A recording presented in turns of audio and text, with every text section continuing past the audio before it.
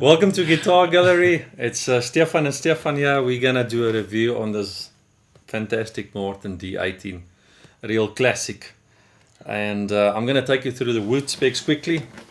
I mean, this top is, I don't know, it looks like gold. Yeah, it's an like golden caramel brown. It doesn't matter from which angle you look at it. But you look at the silking, and Stefan, you say that's because of the... I've read that it's a good indication of a perfectly or a very well quarter sawn wood. And that normally also talks to a lot of strength in the top. Yeah, it does. So it's a good indication all round. If you see the silking marks here, as Zon calls them, it's almost always a good indication of a proper cut of proper wood. So we're starting, as I said, with a Sitka spruce top. D18, remember the difference between D18 and D28 is your D18 has got the mahogany back and sides, where your D28 has got the rosewood back and sides. Then we've got the ebony bridge, ebony fretboard. What I also like about this this D18 is the open gear Grover tuners. They're smooth, eh? While we tune this guitar up, the Grover tuning machines are really beautiful. That's what I call them butter beans. I know that they've upgraded the Martin D18, I think 2012, and one of the things they've changed was the 1 3/4 nut width. Your D28 comes with a 1 11/16 nut width, which is a little bit narrower. This is very comfortable.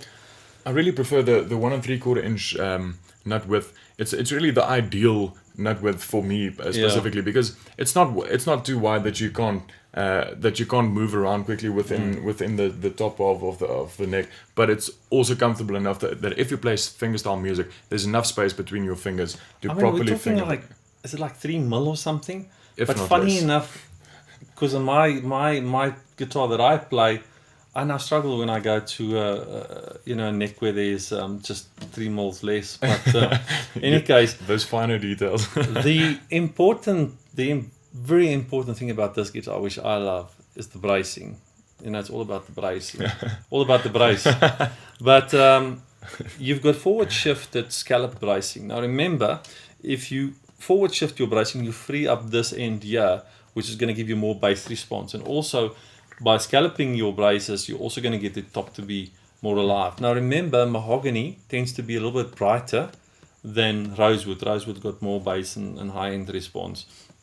And you can take us through the Eco Scoop later. And I just think that's why this guitar is so fantastic, because it doesn't lack bass, well balanced. And I just think it is just so clever what they've done with the bracing, with a mahogany back and sides combination. So I've maybe given too much theory here.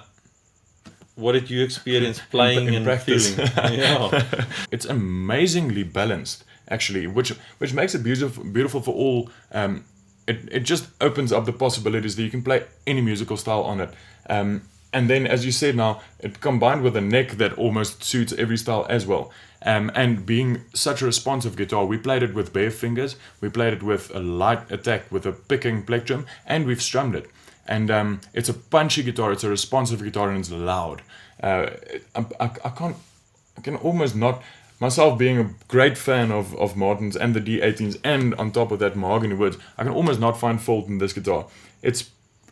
If there's something wrong with it, maybe it's too loud. I don't know, but it's a powerhouse, absolutely. And so you have a balanced, loud, powerful instrument, which you can use your imagination, what you can apply, what you can use this guitar for. I think it'll be someone's favorite in the very near future.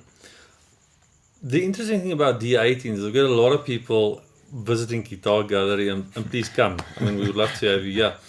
But the interesting thing I find is people's got this perception that the D28 is the better of the two. And maybe it's a little because mahogany is slightly less expensive. Just and because there's of a the perception that availability of rosewood is a better tone wood. It's just different. I've had so many people coming in here playing on D28 and the D18 and saying, I wish the D28 sounded like a D18. And all that tells you is that you're listening with your eyes and not your ears. And some people will prefer the rosewood, and some people will prefer the mahogany. Paper can be deceiving. Says the lawyer. We've been talking about this guitar, what we've experienced. Luckily, everyone's ears are different and everyone hears things differently. So the best is to come here, play this, experience this for yourself, and make up your mind. I don't think this guitar will be here for a long time. I remember the previous D-18 went very Someone will quickly, scoop it up. and this one is particularly beautiful. And sounds amazing. So come and visit us. We're looking forward to see you. And thanks for watching. We really appreciate it. Bye-bye.